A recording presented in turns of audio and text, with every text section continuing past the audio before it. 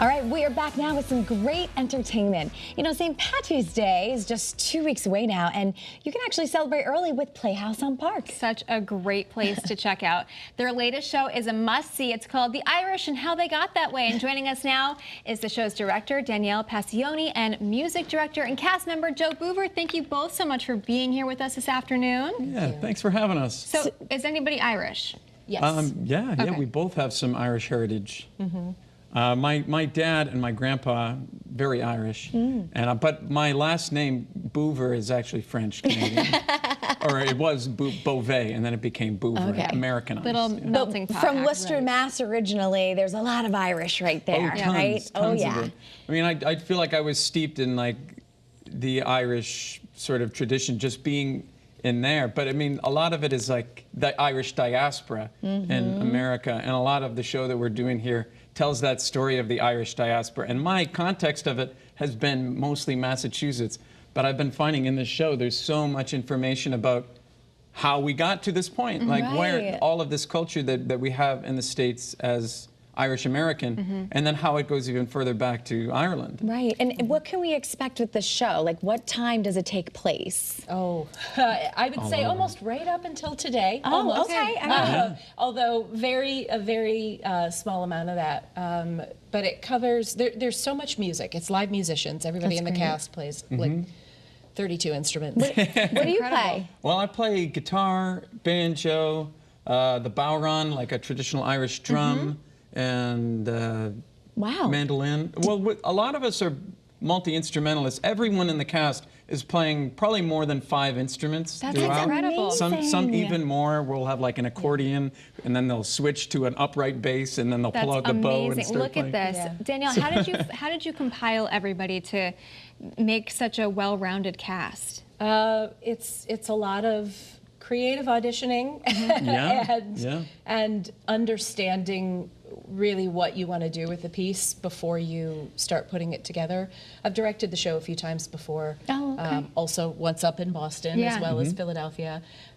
So I already sort of had the framework of how I had worked it out before, and then Joe came on board and we were talking about what we both wanted in terms of musicality and just personality, and that's sort of how we put it together. So is the story told through the music here? The people and the music, it's kind of like a history lesson in some ways, folklore. We take the folklore, and it's the context behind the songs. So we're going back in time to as far as like the 1840s and looking at Ireland at that time and how the Irish have made their journey to today, and some of the struggles, some of the triumphs, the trauma, but also the celebrations and the culture that survived such hardship and has found its way here and is vibrant as ever. But it shows you some of the darker, tougher times that the Irish went through, as well as how they've persevered and how they're still suffering in some ways. There's over 30 songs in the show. Wow. So it's very much, for anyone who enjoys live music, it's a great show. I mean, and perfect timing with St. Patrick's Day, too, right around the corner. You planned this very well, right? I imagine someone was thinking of Somebody this. had that. And did you send Bono an invite?